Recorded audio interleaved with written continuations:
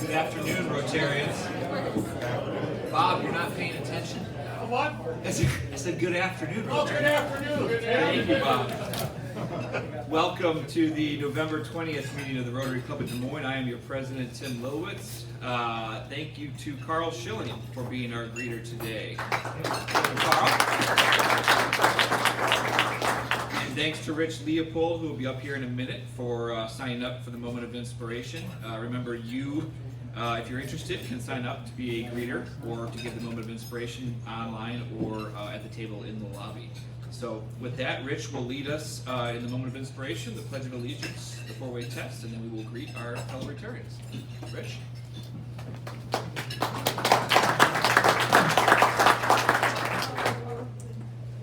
Thank you for that tepid response. We tried. No, so I saw the agenda item. I reached out, got a hold of Kitty, and it's about water and natural resources. It's like, oh, I need to do this. So you get me for a little bit this morning and thinking about a moment of inspiration over the years. I've been involved with water for decades here in the state. The most common question I get from everybody is the water clean? It's a really hard question, right? So what do you mean? Is the water clear? Can I be in waist-high water at the beach and see my toes wiggle? Is the water good for fishing and ecology? So can fish survive and naturally reproduce and dissolved oxygen and things like that? Is the water good for drinking water?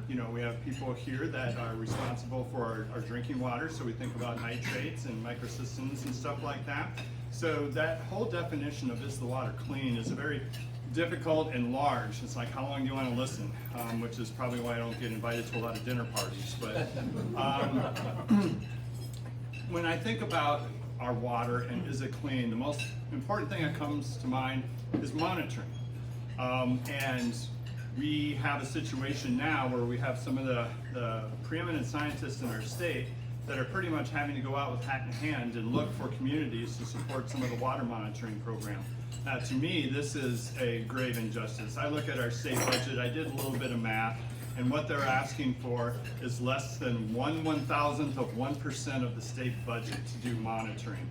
And I think, okay, how does this translate to us personally? So think about the monitoring you do, the health monitoring, the dentist appointments, all of that. I'm guessing that you spend a little bit more than 1/1000th of 1% on monitoring your personal health. So in my mind, this is something that is just unthinkable. We need to do it. And so I'm very supportive and humbled by the work of these scientists and what they're doing.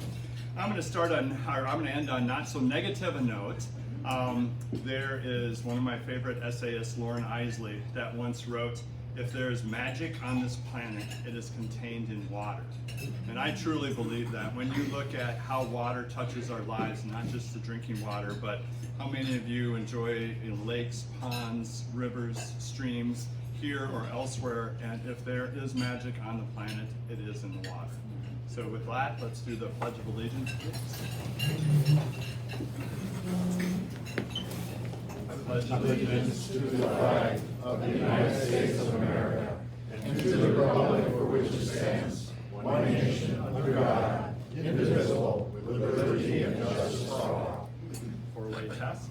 Is it the truth? Is it fair to all concerned? Will it build goodwill and better friendships? Will it be beneficial to all concerned? And say hello to your neighbors. Pardon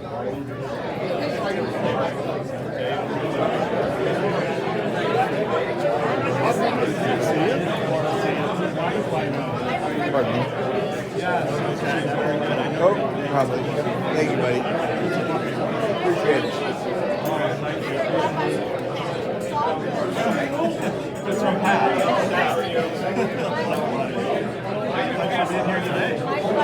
Good job. Good job, sir. Good to see you. I figured you signed up for this kind of inspiration.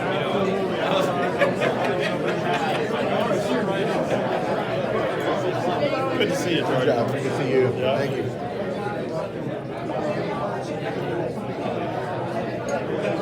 Yeah, go ahead.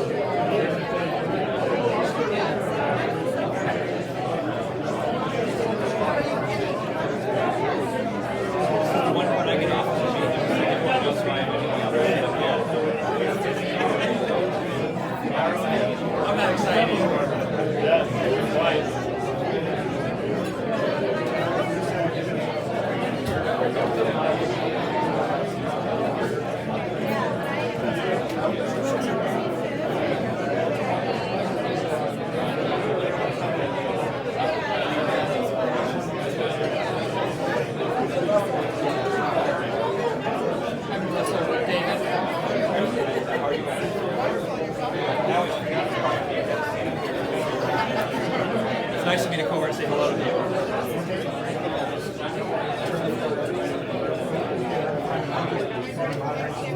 So you'll come up here, yes, and then we do have 2 extra mics. So with that,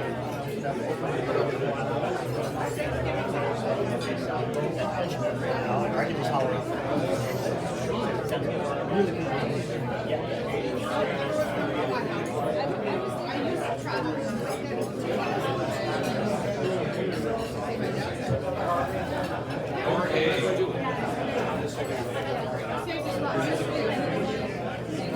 Very lively crowd for a very dreary day outside, but I appreciate it. I'm going to get us started because we have a very packed schedule today. And it starts with the number of guests that we have. So as is our tradition, I'm going to ask our guests to stand and be recognized, but we'll hold our applause until the end so that we can recognize you as a group. But first on the list is Patricia Sedgwick, who is the Senior Corporate Relations Manager at the American Cancer Society and a guest of Marnie Hockenberg. Katie Garrity is next from ZLR Ignition, the guest of Steve Moran in the back. Thank you. Laura Sands is here, the guest and the much better half of our own Dave Busick. And then we also have Adriano Roma Ripoll, a Grandview student who is studying business administration. He's from Spain, and he was a Rotary Youth Exchange student in upstate New York. And so he participates in the Rotex group, which is basically Rotary Youth Exchange alumni. So thank you for joining us. And then 2 very important guests. We have Marshall Hussein, the president of the World Food Prize Foundation, and her father, who I just met, Masarat Hussein, who is celebrating this year his 50th year as a Rotarian in 6 different countries, and most recently in Atlanta, right?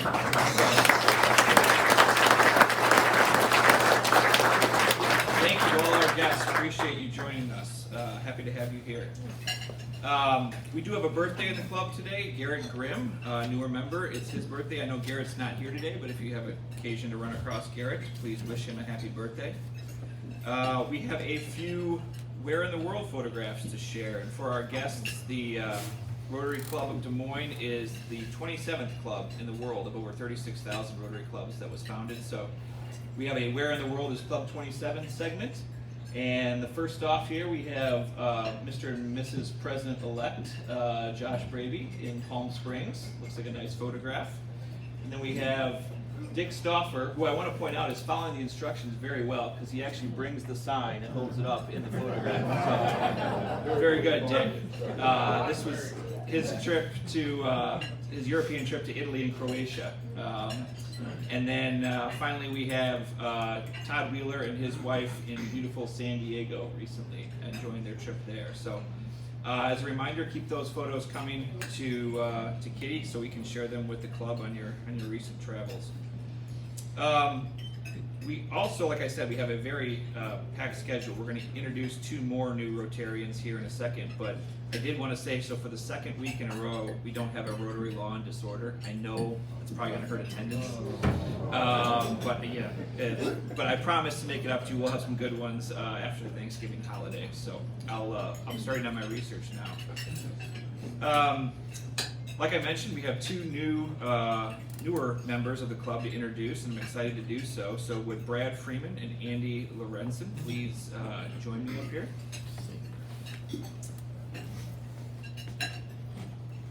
And as is our tradition, we ask them 5 fun-filled questions. So we'll, okay.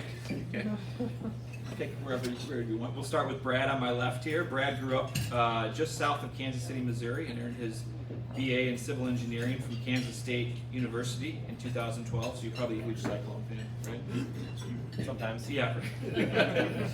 In 2019, he moved to Des Moines for work, and Brad has enjoyed becoming part of the community here. He started at Clapsaddle Garber Associates, CGA, as it's better known, in 2024, and quickly took over Doug Saltzgaber's job as office leader of the CGA Des Moines office. So you have our condolences for having to fill in for Doug. Is Doug here, by the way? He's traveling. He's in France. Okay, well, it's much better when we can make fun of Doug when he's not here. So, Brad now enjoys living on the south side of Des Moines with his girlfriend Melissa and their mini Aussie Daisy. So we asked, as we always do, 5 fun questions to Brad, and the first is, you've got a free day, what would we find you doing? And Brad said you'd likely find him either attending a local festival or live music event, working around the house, especially in the garden, or enjoying a cocktail on the patio. The last one sounds the best to me. Where in the world have you traveled and can't wait to go back to? Brad said he took a memorable trip to Tulum, Mexico, and said he would love to return there or explore other destinations around the world. He says he's always open to travel suggestions, so I would suggest you join the Travel Fellowship that President-elect Josh is starting, right, Josh? You like that? So that'll you look for those announcements. What's the best piece of advice you've ever been given? Brad's dad always told him to learn something new every day, no matter how small. It's a mindset that Brad has carried and tries to live by to this day, which is a good one to live by. And then, what talent or skill do you possess that might surprise or delight people? And Brad says he's pretty handy in the kitchen and enjoys cooking, so it's a good skill to have. As we always do, the final question Brad will answer here from the podium. You're joining Rotary. What can't you wait to tell your friends and family about the Rotary Club of Des Moines? Yep. Hello, everybody. Brad Freeman.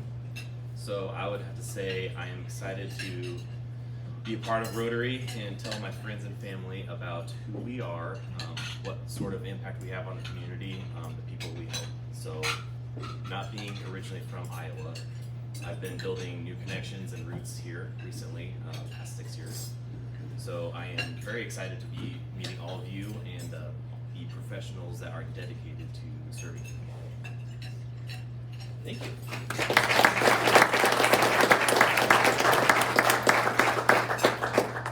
And you have to stay up here because Andy stayed up here. That's fair. That's fair. Welcome, Brad.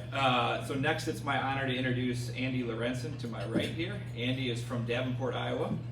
After graduating from Davenport Central High School, he attended the University of Oklahoma and the University of Iowa before enlisting in the United States Navy, and was an engine man, is that right? Yeah. Engine man on landing crafts stationed at the Naval Amphibious Base in Coronado, California. And after that, he went to architecture school at Woodbury University in Los Angeles.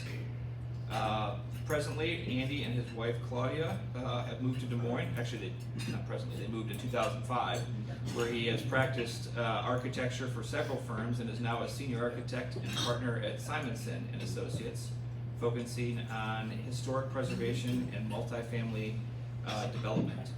His wife Claudia is an associate principal at Windsor Elementary School, and they have a full house raising 4 kids: Miles 17, Annabelle 16, Rocco 13, and Felix 11, and they live in the Waterbury neighborhood. So, as we did with Brad, we asked Andy those same 5 questions, and so you've got a free day. What would we find Andy doing? And he said reading a John Sanford novel and watching baseball. Sounds nice and relaxing. Where in the world have you traveled and can't wait to go back to?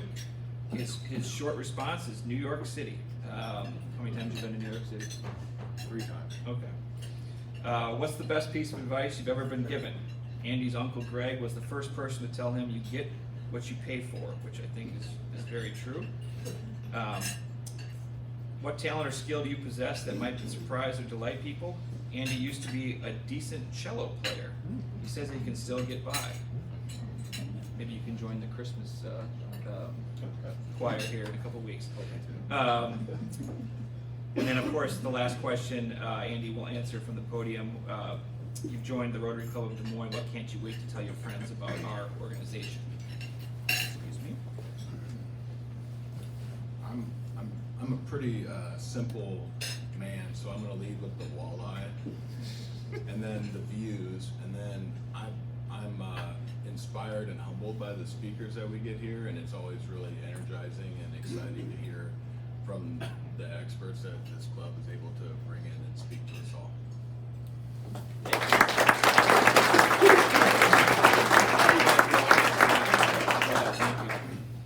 Thank you, Brad and Andy. Appreciate you guys coming up here. And so reach out to Brad or Andy if you want to grab a cup of coffee and get to know them. I'm sure you'll be interested to find out what else they can bring to the club. So I apologize for running all through that and probably talking too fast, but we wanted to reserve enough time for our speakers today because we've got 3 of them, and they have a very important topic to present on. So we'll welcome past President Dave Busick to the podium now, and he'll introduce our program and tell us how this is going to work.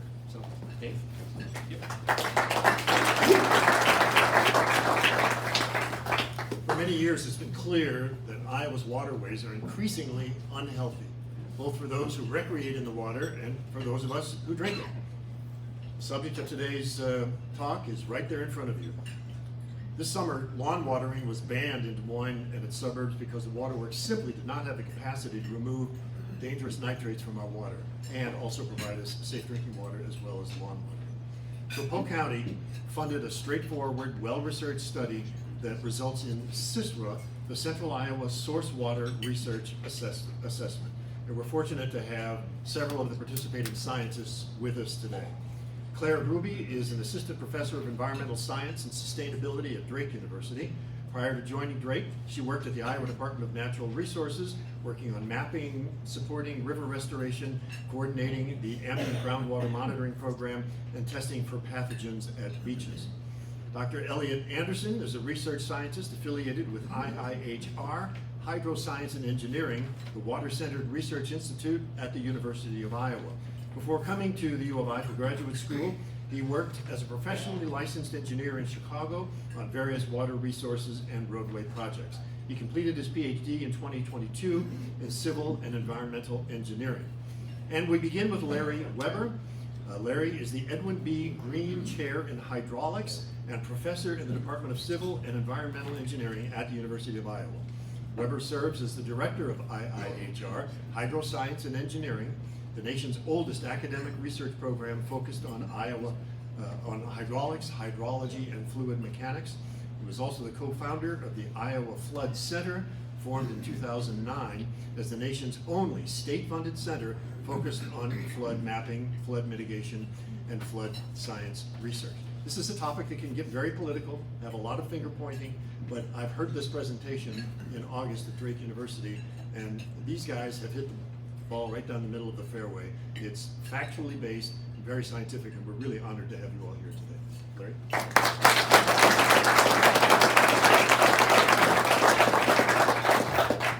Thank you, Dave, and thanks to all of the Rotarians for being here today to listen to this very abbreviated but important discussion. As Dave mentioned, we presented this at the Harkin Institute at Drake University on August 4th of this year. That was about an hour-long program with another half hour of discussion. That is available on YouTube if anybody would like to go back and see it, and I think we've had more than 4,000 people that have watched that since.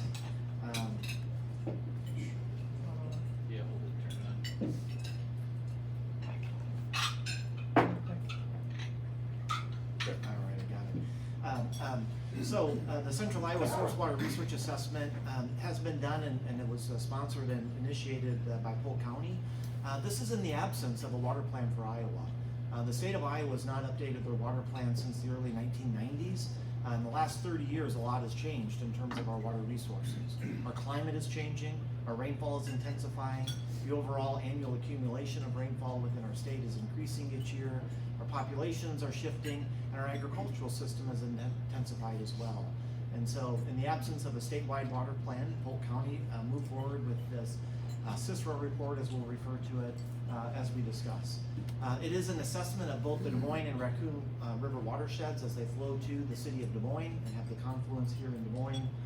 They are large watersheds, and this makes Des Moines somewhat unique in that case that we have these very large agriculturally dominated watersheds that are both flowing to this very urbanized area. The committee that was formed, or the panel that was brought together to do this research assessment, were 16 scientists, predominantly from the University of Iowa and Iowa State University, but of course Drake University with Claire. We had a couple of federal partners at the USGS as well as Oregon National Laboratory, all committed in their area of specialty to the outcomes and the materials in the report. The report is organized as 3 different components from right to left on the screen here. The first is a 2-page executive summary, 5-page executive summary. We did bring about 40 copies, printed copies that are at the badge table in the hallway. If anybody would like to take a physical copy of the executive summary with them, certainly do that. All the materials are available online, and we'll have at the end of the talk the link to get to those materials online. The main body of the report is a 100-page currents of change report. That is the narrative that goes along with the data and the data gathering and the research and analysis that went along with that data. And then the final piece, for those of you that really want to dig into the science, is a 200-page scientific assessment and compendium where the data are housed that went into the report. We'll kind of start right with the punchline. So what concerns us about the water resources flowing into Des Moines? Livestock manure management. We'll spend a little bit of time today talking about that. We have a very large livestock industry in the state of Iowa, and managing the livestock manure that comes from that industry is becoming a deeper and deeper concern to many people in Iowa. Stream channel protection.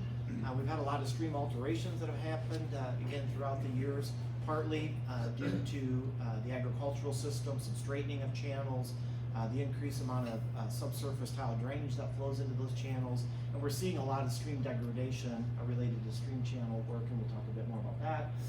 Land use adjacent to rivers, where again we've intensified our agricultural system, we've taken a lot of the riparian zones away from our streams, and we have a lot of very active work right up to our streams.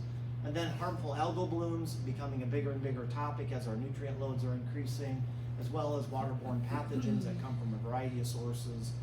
And then finally, nutrients, both nitrate and phosphorus. And so those are all studied in the report, and we simply don't have time to discuss it all today, but just to give you a little sneak peek at what's in the report. Everything really in our world starts with stream flow. That is the carrier of all of the pollutants and contaminants in the rivers. Stream flow can seem fairly simple, but there's a lot of complicated processes that go into that. The precipitation that comes to Iowa, about 70% of that goes back to the atmosphere in evapotranspiration. The rest either comes to the stream as direct surface runoff, or subsurface flow as base flow, or in an expedited way through the subsurface drainage system, and then a small part of that goes into deep groundwater recharge. But we need to understand all of that if we want to really tackle these water challenges in the state. The 2 Cicero watersheds, or the Des Moines and Raccoon River watershed, this gives you some land use information for those streams. Here you'll see on the far left-hand side, within those 2 watersheds, we are about 80% in the land area by coverage is in row crop production, either corn and soybeans, and that's a little bit ahead of the roughly 68 to 70% that we have statewide. So it's a more intensely farmed set of watersheds than on average for the rest of the watershed. And of course, once we get into Polk County, the green bar here, a little less so row crop because of the metro area. To understand the water quantity, we relied on about 24 U.S. Geological Survey stream flow sensors that are distributed throughout the 2 watersheds, along with another 20 stream stage sensors that the Iowa Flood Center has deployed in the watersheds. Looking at partitioning the flows into kind of what our low flows are doing, what the sort of average flows are doing, and the high flows. We've seen over about a 70-year period or 75-year period, a 200% increase in the low flows. So our streams do not get as low as they used to get. Now, what we're seeing though is we're also seeing a lot of drought conditions, and we've had some droughts here that have extended for a few years, but our low flows are up about 200%. A lot of that is attributed to the, again, very leaky and productive agricultural drainage systems that have been installed throughout the agricultural landscape. Our average flows are up about 100%, and so that's kind of our mean annual average flows. Those are up about 100%. And our high flows are up about 30%. That's not considered statistically significant at this point, but it's certainly showing a trend towards increasing high flows. Sometimes high flows can be used in the sense of diluting the pollutants that are within the system. Sometimes those high flows lead to greater contamination. And one example of that here is Beaver Creek at Grimes. On one level, as our flows increase, the amount of suspended sediment increases in the river, so that would be one form of contamination. If we have particulate-borne contaminants like phosphorus, We'll see an increase in those with stream flow as suspended sediment increases. In other cases like chloride, as our stream flow increases, there's actually some dilution that happens, and we reduce those. Bank stabilization is important here directly in Polk County. These are images from the Neil Smith wildlife area, so out in a more rural agricultural setting where we see some stream bank migration that's happening. We do use a lot of LiDAR data and aerial photogrammetry information, so we can look at things and how they're changing over decadal type periods and how these streams are moving, and estimate the amount of sediment that comes into the river and gets transported downstream. And then in the more urban areas and suburban areas, we see homes that are being impacted or personal property impacts in terms of streams and smaller channels that are moving around. Benefiting, looking at some buffering areas and the benefit that those buffer areas have on our streams, I think should be clear and obvious, but getting vegetated cover back in those buffer areas, and we know that Minnesota has a buffer law in which they're trying to implement a minimum buffered area along each of our streams. As we've experienced some of these major and devastating large floods, we see different federal programs that have come to Iowa. And one quick example is that following the 2019 floods of the Missouri River, the federal government came to Iowa with $36 million of emergency wetland program funding that took 3,600 acres of stream-adjacent agricultural row crop production out of production and put it into perpetual easements. In the enrollment period for landowners to voluntarily walk into an FSA office, over 30,000 acres were in the application portal, which would have needed about $300 million to take those lands out of production. And so we kind of asked ourselves the question, or you could ask the question, with 26 million acres of row crop and commodity prices being at a value point that it's under the cost of production, could we afford to lose 30,000 acres of corn and soybean production in the state to the benefit of improving our water quality and flood resilience? So I will then turn it over to Claire Ruby, who will take on these next slides. Hi everybody. Thanks again for having us. So I was team lead for the recreation portion of the report. I am a recreator in streams in Des Moines. I take my kid, we float down Beaver Creek a lot. And just last weekend was the last day to safely float, I think. I floated down Beaver Creek and a eagle flew over my head. So there are some really beautiful and wonderful experiences to be had out there. But we are concerned about potential risk of infectious disease exposure. And in order to assess those, we measure E. coli. E. coli are a group of bacteria, most of which do not hurt us. We come in contact with them every day and we have them in our guts. But a small percentage can. And the presence of E. coli in our waters is indicative of potential pathogens and fecal waste. So in this assessment, if you look at the map, we can see areas that have higher levels of E. coli on a long-term basis. And those are areas that should be prioritized and looked at as far as reducing potential fecal inputs.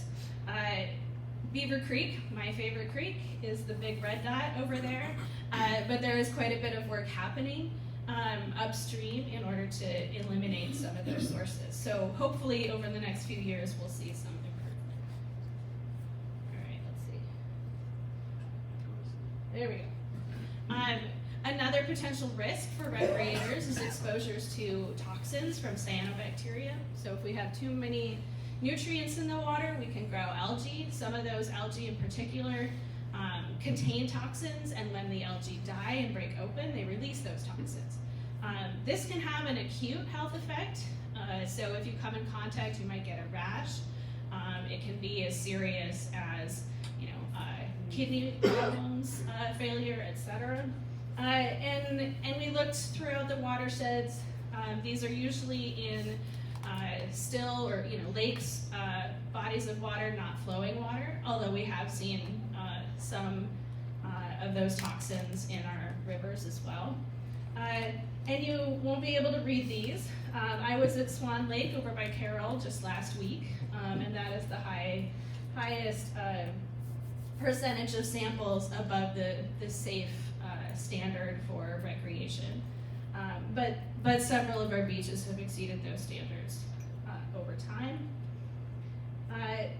This one was new and really interesting to me. The amount of popularity of fishing, especially in the Polk County area. And so within Polk County alone, we have 32,500 fishing licenses purchased in 2019, and that was before COVID, when a lot of us kind of turned to outdoor recreation. You know, 70% of Iowans are interested in fishing.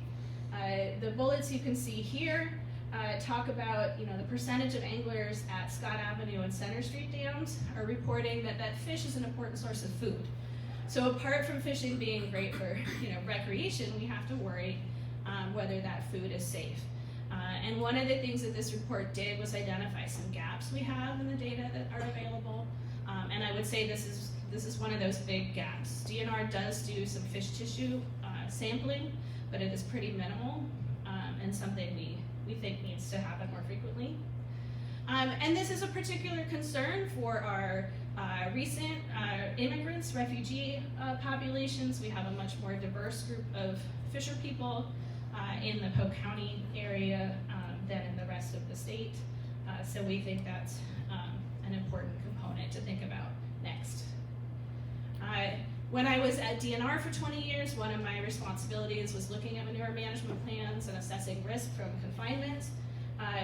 If you look statewide, we have more than enough manure to provide the nutrients for our crops for about 20%, or maybe 30% of our land surface, but it is not evenly distributed. And most of the nutrients, nitrogen and phosphorus, are, as you can all probably guess, coming from swine manure. But manure can be a source of nitrogens, pathogens, nutrients, I should say, pathogens, those algal blooms, pharmaceuticals, antibiotic resistance, and fish kills, as we saw in the Nishnabotna last year. So this is a concern, and we have some specific recommendations related to manure management in the report. And those are especially concerned in areas where we have high concentrations of livestock. So over the years, the number of animals in each operation has increased, while the numbers of farmers and farming operations has decreased. So we have concentrated amounts of manure on those facilities.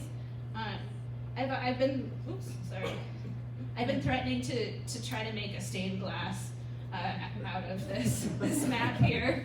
I need to improve my stained glass skills a little bit to get there, but I think it's pretty if we don't think about it too hard. But the red areas over there are the areas where we have, you know, very high concentrations of livestock.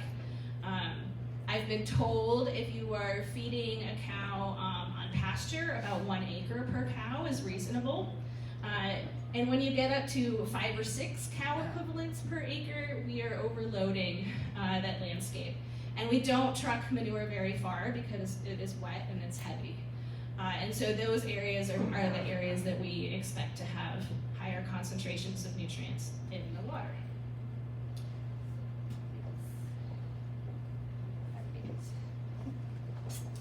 All right, thank you, Claire.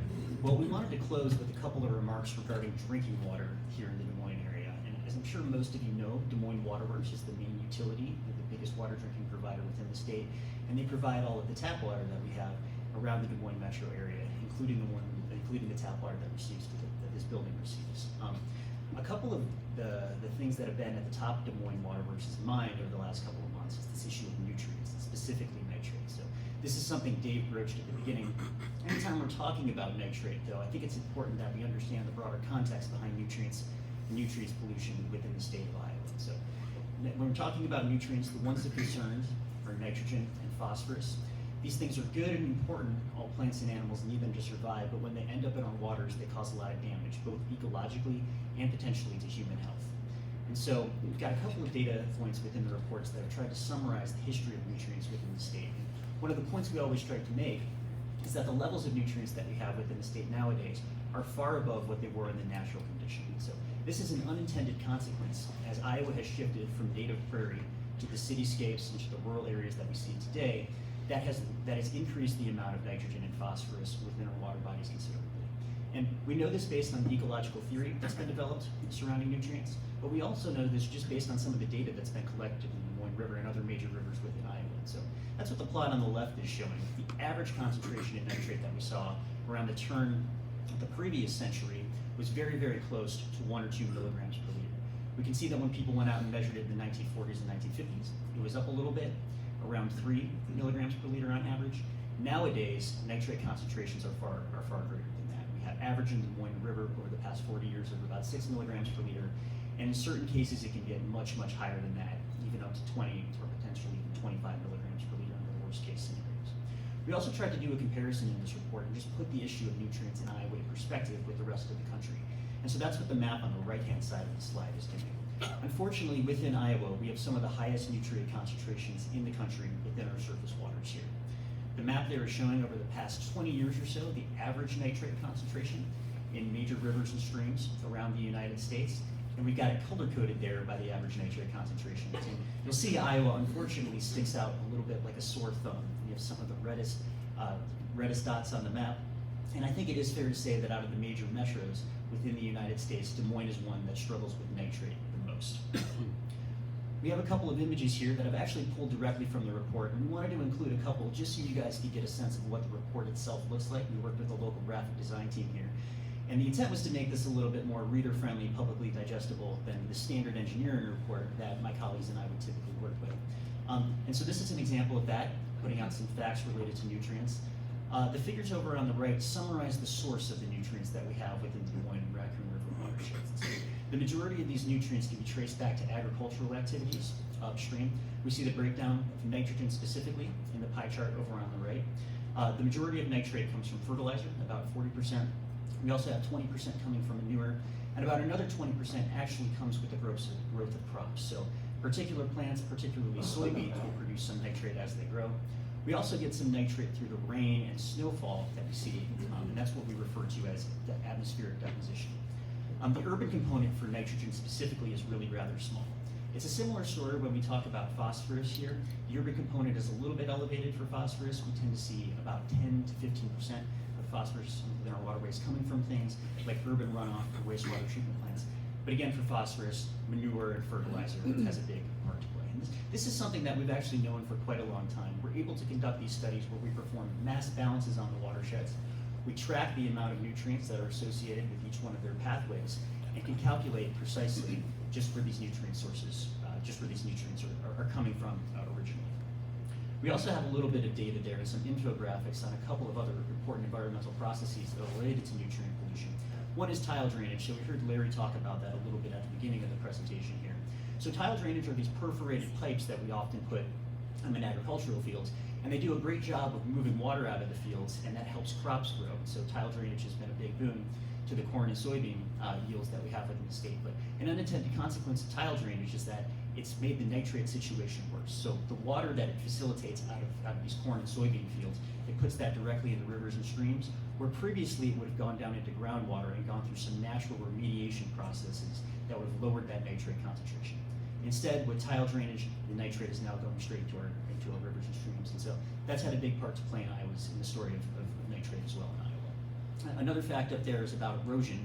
So again, as Larry mentioned, some of these nutrients are bound to soil particles. And so anytime we can control the flow of erosion down our streams, we also have the added benefit of controlling the different nutrients that we carry. And then lastly on this slide, we had a few facts just to try to quantify what's going on with the average amount of nitrate that we see in our rivers here. And so we've done some calculations. We go in depth on this more in the report. But I just want everybody to know that there's a big opportunity cost with nutrients when they do end up in our rivers and act as pollutants. They would be much better applied or much better spent helping crops grow than acting as a pollutant in our water bodies. And we see when we convert the amount of nutrients that we see in the Raccoon and the Des Moines River into equivalent dollar amounts in fertilizer, we get about $43 million worth of nitrogen and about $7 million worth of phosphorus each year. So nitrate specifically is a big issue because it has a drinking water contaminant aspect to it. So a drinking water standard has been set, and that's 10 milligrams per liter. All drinking water utilities need to ensure that nitrate concentrations in their finished drinking water are below that. But unfortunately, in the three sources that Des Moines Water Works has to deal with, which is the Raccoon River, the Des Moines River, and what they call a gallery system, which is a system of underground pipes that runs underground adjacent to the Raccoon River. It's not uncommon for nitrate levels to be above that 10 milligram per liter threshold in many of these sources. So when that happens, they have to take care and blend water from different sources to ensure that those concentrations are below 10 milligrams per liter. Sometimes, though, the blending isn't enough to meet demand, and they have to turn on their nitrate removal facilities. And so the plot here on the right is actually showing the nitrate concentrations over the past 12 years. And then the highlighted portions, or the shaded portions, I should say, are the times of the year when Des Moines has run their nitrate removal facilities. So you see they don't actually run it that often. It's only been about 10% of days over the past 10 years, and that's because it's expensive. It requires a lot of additional effort to run the facilities, and so they only really do it when they need to in order to make sure that the drinking water concentrations are below that 10 milligram per liter threshold.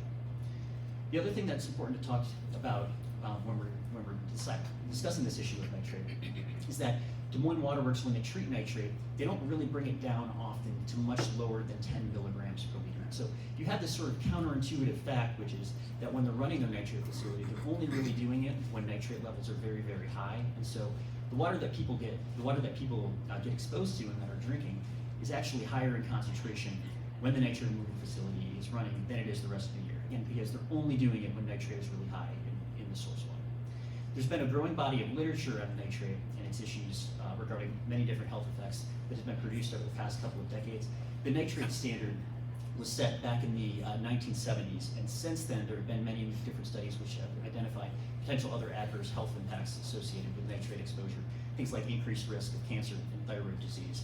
And some of those studies have indicated that exposure to nitrate at concentrations below the threshold, so maybe something like 3 milligrams per liter or 5 milligrams per liter, is a big concern. And Des Moines residents and people around the state continually and regularly are exposed to nitrate concentrations at that level. So this has been one of the big public health concerns that we've had to face in Iowa. Des Moines residents are routinely exposed to nitrate concentrations at around 5 milligrams per liter, and people have identified that there are health impacts associated with that. A couple other points here that I'll just go over briefly. Nitrate isn't the only thing that Des Moines Water Works has to worry about.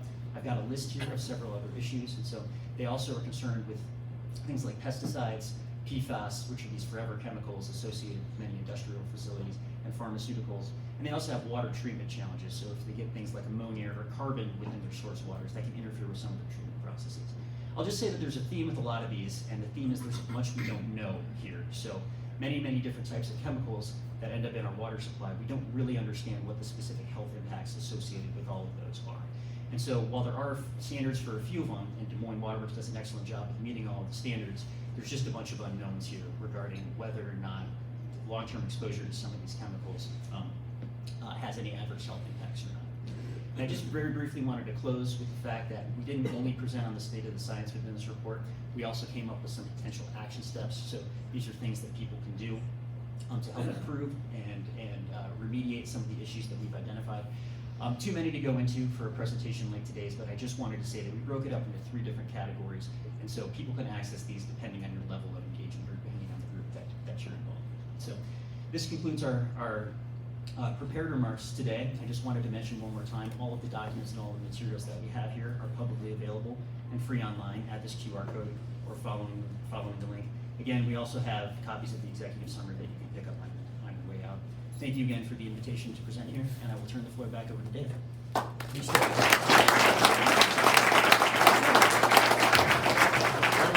We're going to throw it open to questions. Maybe the best place to start, and Elliot might be the best one. Would you describe the difference between point source and non-point source pollution, and how the EPA treats them differently, and how a pipe coming out of a farm field is treated differently than a pipe coming out of a plant? Sure. That's a great question for Elliot. So when we talk about point sources, these are things that have specific pipes that are associated with them. So these pipes that we're talking about are generally related to industrial facilities or wastewater treatment plants. These are things that have one single source that we can clearly identify. Non-point sources is sort of the opposite, so to speak. So these are things that are carried through runoff that can't be traced back to a specific, one specific pipe or outfall. Now, the nuance Dave was talking about here when he mentioned this question is that under federal regulations and guidelines, we have a whole bunch of different permitting processes that point source discharges have to follow. Non-point source pollution is largely unregulated.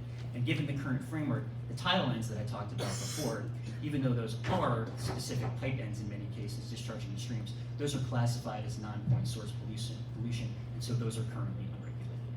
Thank you. Questions? Recently, the woman who got the World Food Prize got it because she created a bacteria that helps fix nitrogen to the soil. How important could that be to our water? So I'd say there's some potential there, but when we talk about any of these new emerging technologies, the effectiveness is just as important as the ability to scale them up. So you would need to do that and inoculate many, many different areas of Iowa with that sort of bacteria. So I think it has a part to play alongside other some of the other more traditional conservation practices and other strategies we have. But we're always open to new and emerging technologies. But something like that, I'm really hesitant to say there's going to be any silver bullet, any one thing that's going to cure the nutrient issues all by itself. When buying water, when we do bottled water, and you have it, no names of companies, but when you have the large bottles of water, are we avoiding nitrates when we do that? Are they better at filtering some of that stuff out, or? Is this on? Yeah, okay. Well, the way that your water bottles are regulated is different. So that's under the Food and Drug Administration. They say they adopt the same standards as our drinking water systems, but the monitoring requirements are different. So in general, if you buy bottled water that says reverse osmosis, you can be pretty sure that the nitrate concentrations are low. But there are concerns about microplastics and other things that either aren't regulated or aren't tested in those situations. And you're spending a whole lot more money than you would at a public water supply. So, first of all, I'd like to thank you for this advocacy. It's obviously a really important topic, and the presentation that Drake was wonderful. My question is, just jumping right into it, is that I just returned from Northeast Iowa. Felt like I had just visited the land of anhydrous ammonia tanks and spreading manure. So can you share what guidelines farmers are required to follow? Yeah, I know, jumping right into it. Follow right now versus voluntary conservation. When it comes to manure in particular? And Or, anhydrous ammonia. yeah, so anhydrous, there isn't much, Okay. right? We don't, the chemical fertilizer, it really is not regulated. Manure is regulated depending on the size of the facility. So the larger operations, 500 animal units or more, if they have liquid manure, there are several different rules they have to follow. One, they have to have a manure management plan. That manure management plan has to have soil testing once every 5 years. If they have a larger feedlot, there are restrictions as well. Nutrient management plans, very similar. It's odd. Oh, yes. Just one other thing to add to the anhydrous ammonia. Yep. That microphone's a little squishy. Just another comment to add to the anhydrous ammonia, that the most effective way to apply anhydrous ammonia is in the fall when the soil temperatures are cooling before the ground freezes, to lock in that anhydrous ammonia so that it's available to the plant the next year. As our climate continues to change, and as we see some of this warming that's been happening in the falls, in the year of 2015-2016, you might recall that we had a major rainfall event at Thanksgiving. The grounds were unfrozen. And then we had another one that was between Christmas and New Year's. And so when we looked at the nitrate load from December, January, and February, that 3-month period, over a 30-year record, that was the highest load on the Des Moines and Raccoon Rivers. And it was 3 times higher than the previous high. Okay, so we have all this data, and 3 times higher than the previous high was 2015 and 2016, that winter. And so again, I think on the backdrop of climate change, where we're seeing the intensification of rainfall, our seasonal patterns are changing a bit. We're looking at an increase of the peak rainfall of 20% by 2100. So our 5-inch rains are going to be 6 inches of rain. All of that factors in. Maybe Ted first. Thanks. Big problems, obviously, no silver bullets, you mentioned that already, but after all this study, do you have any perspectives on what is the best first step that the state could take to move us in the direction of better water? So I think maybe we all have similar, perhaps different. You know, for me, I think one of the things that we have neglected as a state is to develop a water plan and to really think about what is our carrying capacity of some of these issues. You know, how much agricultural row crop production can we really have in our state before we exceed these tipping points that make things more challenging? How much livestock production? You know, when we ran this statewide Iowa Watershed Approach project and we built 800 conservation practices across the state, you know, I promised people that in that program we would run out of money before we ran out of interest. And there are landowners throughout our state that want to do the right thing, that want to convert row crop agriculture to these conservation properties, that have been tired of being flooded repeatedly year over year over year. And so I think if our state, you know, with federal resources and state resources starts to get serious about the implementation of conservation practices on private lands, that's a big first step. That's number one. You know, number two, you know, at some point we are going to have to address this voluntary approach versus a regulatory approach. Guideline standards, regulations, whatever you want to call it, we're going to have to start adopting some of these issues because this industrialized agriculture system is at the heart of what's happening. So we've got to work on that. Yes. So in terms of ag drainage tile, what is the best remediation? Is it storage, or are you advocating potentially just doing away with ag drainage tile? Yeah, so ag drainage tile, what's the best solution there? So, you know, when people have asked me throughout the years, Larry, what are the impact of agricultural drainage on flooding?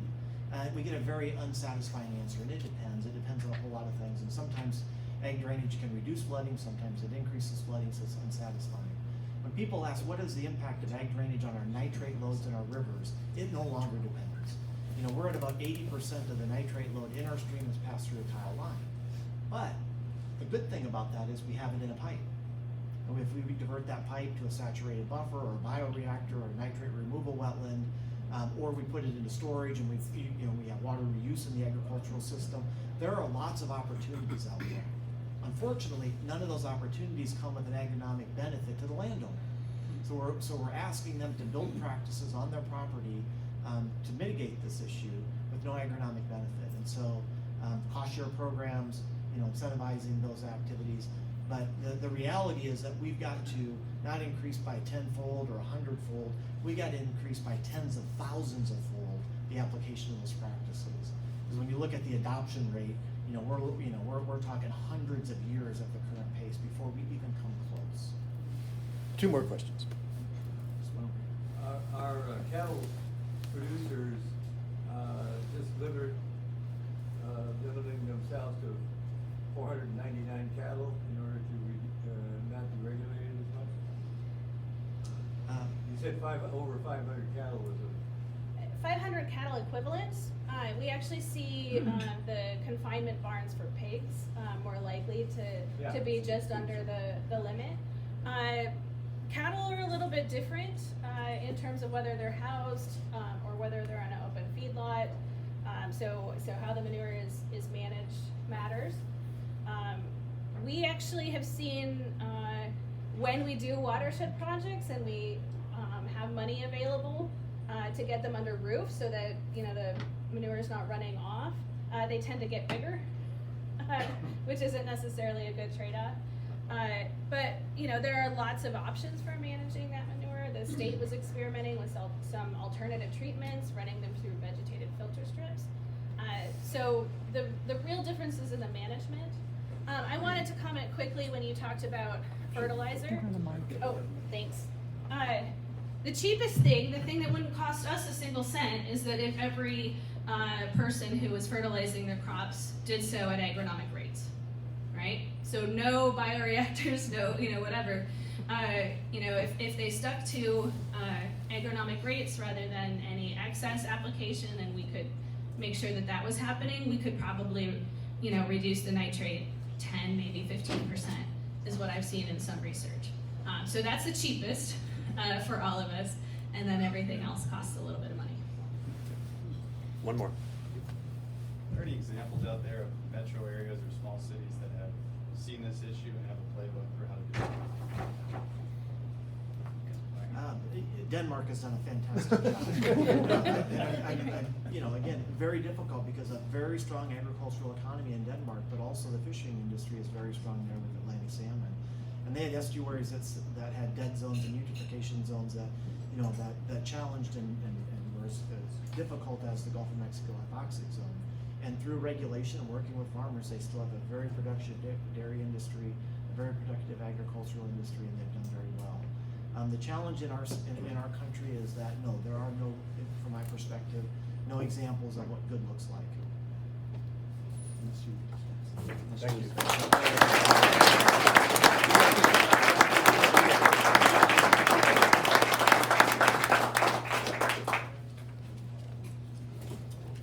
Thank you, Elliot, Claire, and Larry.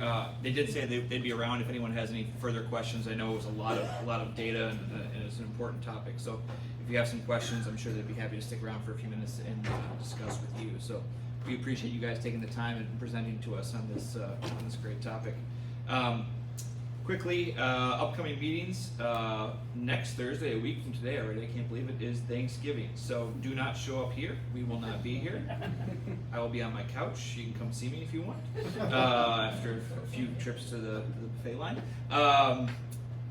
So December 4th is our annual meeting and community grant award. It's a very impactful, always a popular presentation. So please join us then.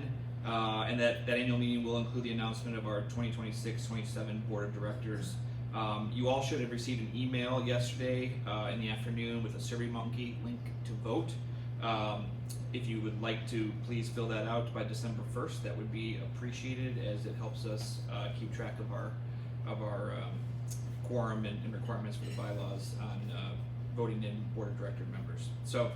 And then December 11th is Megan Phillips, the CEO of the Caliber Company, will be here to tell us about what's going on there.